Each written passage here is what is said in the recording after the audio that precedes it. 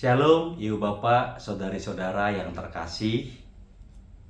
Kita diundang Tuhan untuk ambil bagian dalam sakramen perjamuan pada hari Minggu, tanggal 1 Desember tahun 2024. Dan ini juga bertepatan dengan Minggu Advent yang pertama.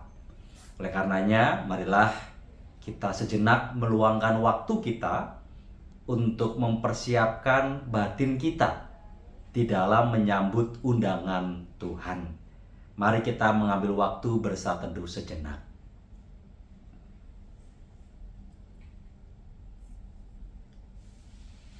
Di dalam Kisah Para Rasul 24 ayat 15 dan 16, firman Tuhan yang menjadi nas pembuka kita menuliskan demikian. Aku menaruh pengharapan kepada Allah, sama seperti mereka juga, bahwa akan ada kebangkitan orang mati, baik orang benar maupun orang tidak benar. Sebab itu, aku senantiasa berusaha untuk hidup dengan hati nurani yang murni di hadapan Allah dan manusia. Aku senantiasa berusaha untuk hidup dengan hati nurani yang murni di hadapan Allah dan manusia. Mari kita berdoa. Ya Allah, Engkau menyelidiki batin kami, hati dan pikiran kami. Kami memohon, bersihkanlah dari segala macam dosa, sehingga batin kami, hati dan pikiran kami tertuju dan terarah hanya kepadamu.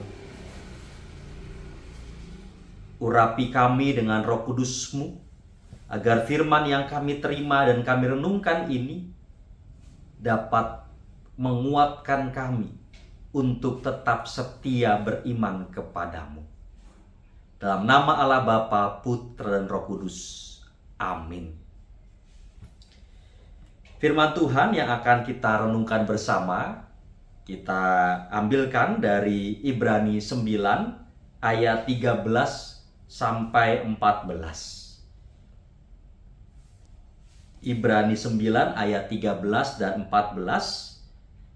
Sebab jika darah kambing jantan dan darah lembu jantan dan percikan abu lembu muda menguduskan mereka yang najis, sehingga mereka disucikan secara lahiriah, terlebih lagi darah Kristus yang melalui Roh yang kekal telah mempersembahkan dirinya sendiri kepada Allah sebagai persembahan yang tidak bercacat, akan menyucikan hati nurani kita dari perbuatan-perbuatan yang sia-sia, supaya kita dapat beribadah kepada Allah yang hidup. Demikianlah firman Tuhan. Berbahagialah setiap kita yang mendengarkannya, memelihara dalam hatinya, dan dengan tekun melakukannya dalam kehidupan sehari-hari. Ibu bapak yang terkasih, di masa Advent dan Natal tahun ini, tahun 2024, Sinode kita melalui LPP Sinode mengajak kita untuk merenungi panggilan gereja untuk ikut serta dalam memperjuangkan pemenuhan, penghormatan, dan penegakan hak asasi manusia atau HAM. Panggilan itu didasarkan pada peristiwa Kristus yang menyatakan bela rasanya pada ciptaannya. Ia datang ke dalam dunia dan tinggal di antara kita karena solidaritasnya bagi dunia. Allah solider pada manusia. Maka pertanyaan untuk kita renungi adalah, apakah kita solider dengan sesama? Apakah manusia solider dengan sesamanya? Frans Magnus Suseno menjelaskan dasar penetapan hak asasi manusia demikian. Saya kutip pendapatnya.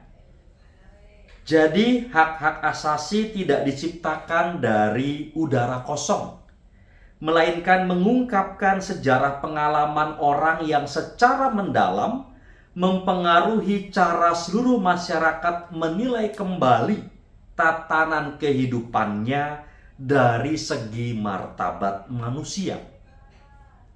Sejarah itu berupa penderitaan, ketidakadilan, dan pemerkosaan. Atas pertanyaan, atas dasar apa tuntutan itu kau tetapkan sebagai hak asasi? Mereka menjawab, karena kami tidak tega melihat seorang manusia diperlakukan seperti itu. Jadi menurut Frans Magnus Suseno, penetapan hak asasi manusia itu muncul karena ada perasaan tidak tega. Maka kita bisa merenungi, mengapa ya dalam diri kita itu bisa muncul ketidaktegaan ketika melihat sesama yang menderita atau diperlakukan tidak adil. Masih menurut Magnus Suseno, ia mengatakan bahwa pusat kemandirian manusia terletak pada suara hatinya. Suara hati adalah kesadaran dalam batin saya bahwa saya berkewajiban mutlak untuk selalu menghendaki apa yang menjadi kewajiban dan tanggung jawab saya.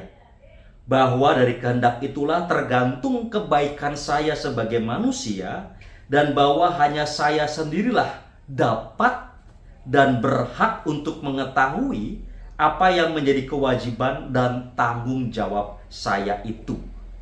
Atau lebih singkatnya, suara hati adalah kesadaran saya akan kewajiban dan tanggung jawab saya sebagai manusia dalam situasi konkret.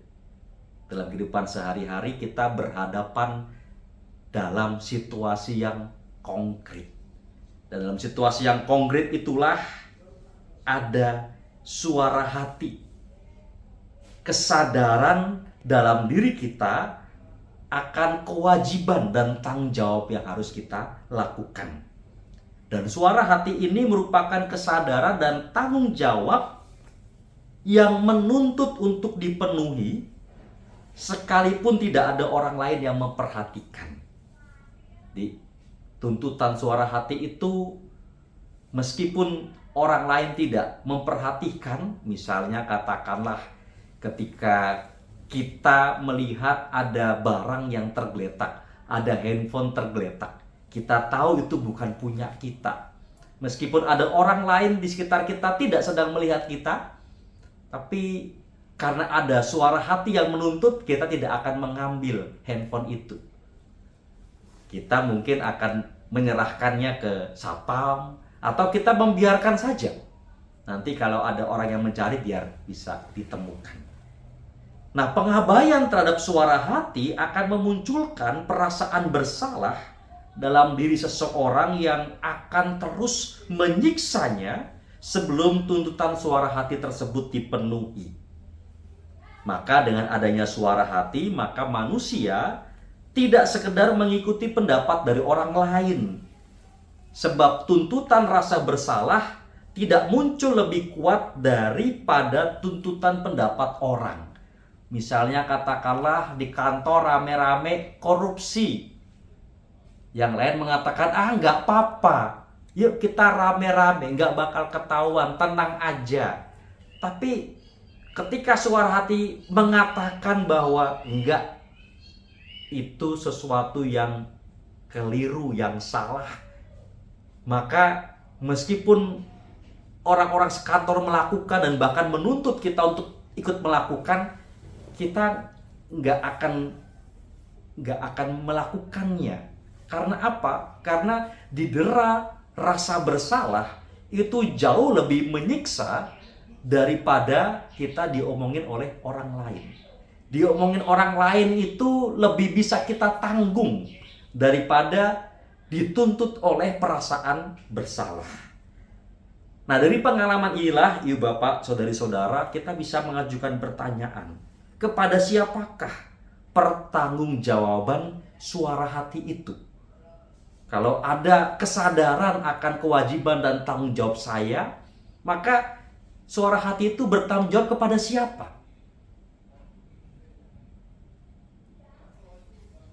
Seorang filsuf, Louis Lehay, menjelaskan bahwa tindakan-tindakan kita ternyata nampak kepada kita sebagai yang harus dilaksanakan atau yang harus dihindari secara mutlak dan tanpa syarat. Walaupun saya punya kehendak bebas, toh saya merasa terikat seperti halnya terikat pada hukum. Kesadaran akan kewajiban moral yang menuntut secara mutlak dan dirasakan sebagai keterikatan memperlihatkan adanya perpanjangan dari kegiatan Sang Pencipta. Sebab hanya Dia yang mutlak dan Dia ada dalam diri setiap kita. Dan inilah yang kemudian disebut sebagai hati nurani. Suara hati bertanggung jawab pada hati nurani. Hati nurani mengarahkan suara hati agar sesuai dengan tuntutannya.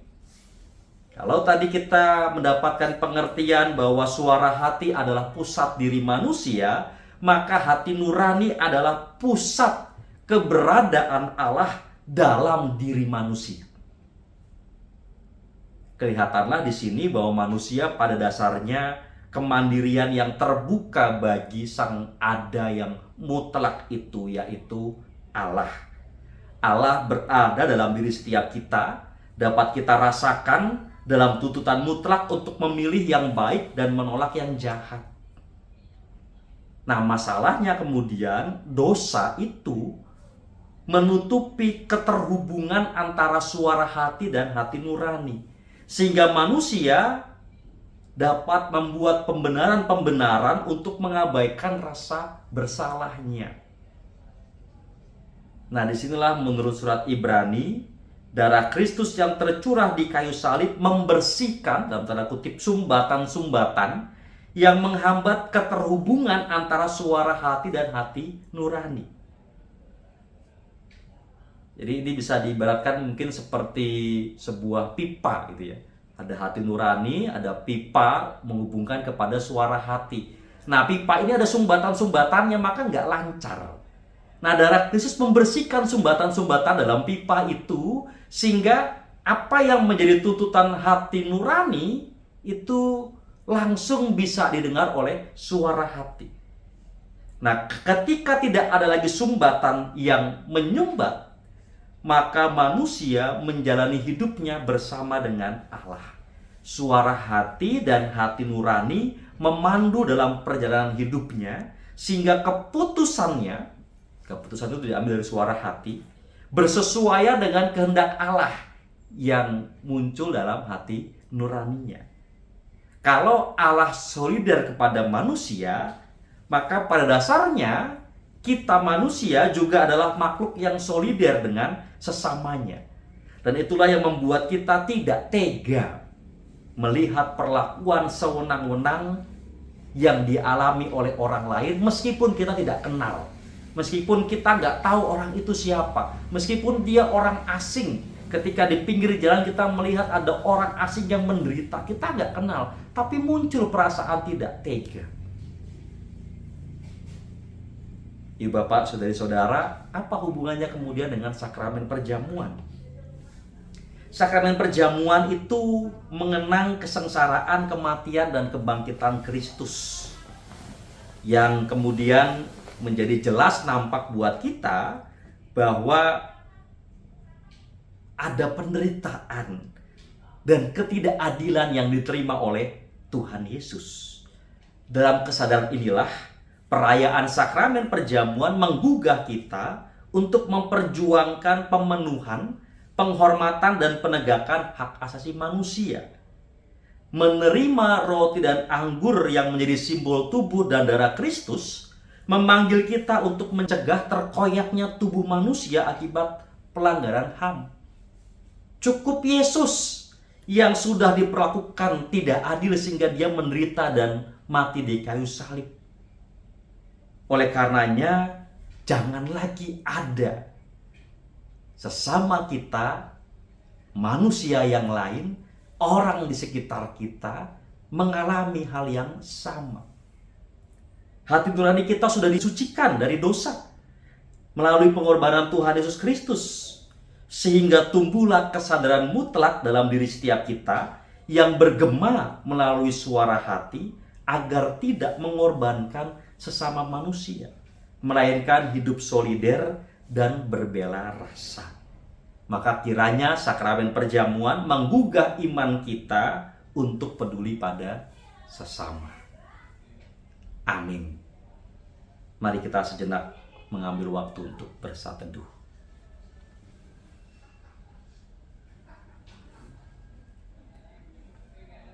Ibu bapak, saudari-saudara yang terkasih, sakramen perjamuan adalah sarana untuk memelihara iman yang pelaksanaannya didasarkan atas perintah Tuhan Yesus Kristus. Menjelang Tuhan Yesus disalib, Ia mengambil roti, mengucap berkat, memecah-mecahkannya lalu memberikannya kepada para murid dan berkata, "Ambillah, makanlah, inilah tubuhku." Sesudah itu Ia mengambil cawan, mengucap syukur lalu memberikannya kepada mereka dan berkata, "Minumlah kamu semua dari cawan ini, sebab inilah darahku, darah perjanjian yang ditumpahkan bagi banyak orang untuk pengampunan dosa." Sakramen perjamuan mengingatkan orang-orang percaya kepada yang pertama, penyaliban, kematian, dan kebangkitan Kristus. Yang kedua, kedudukan orang percaya sebagai anggota keluarga Allah. Dan yang ketiga, kesempurnaan keselamatan yang dijanjikan oleh Allah. Sebelum kita menerima sakramen perjamuan pada hari Minggu besok, tanggal 1 Desember tahun 2024, marilah sejenak kita menguji diri kita masing-masing dengan pertanyaan-pertanyaan berikut. Yang pertama, apakah kita mengakui bahwa kita berada dalam kondisi tidak selamat karena dosa, tetapi oleh anugerah Allah kita diselamatkan melalui pengorbanan Tuhan Yesus Kristus? Kedua, apakah kita bersedia dan bersungguh-sungguh menjalani hidup baru di dalam kuasa Roh Kudus? Dan yang ketiga, apakah kita bersedia menjalani hidup dengan penuh syukur dalam persekutuan sebagai keluarga Allah? Mari sejenak kita menguji diri kita masing-masing.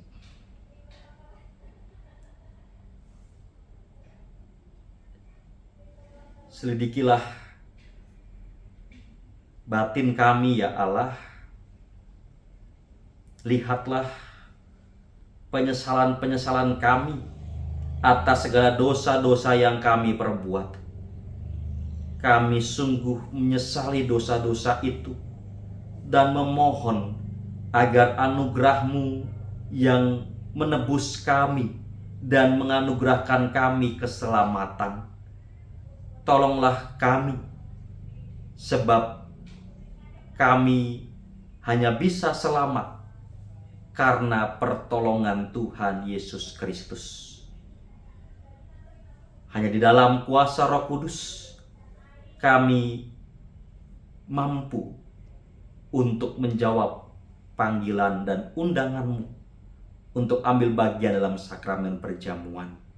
Maka kami menyerahkan hidup kami seutuhnya ke dalam tangan kuasa-Mu, ya Bapa, Putra, dan Roh Kudus. Amin. Ibu bapak, saudari-saudara, setelah kita menguji diri kita masing-masing, mari kita menyatakan jawaban kita, menyatakan kesaksian iman kita di hadapan Tuhan. Apakah ibu bapak, saudari-saudara siap untuk menyambut sakramen perjamuan? Bagaimana kesaksian iman dari ibu, bapak, saudari-saudara?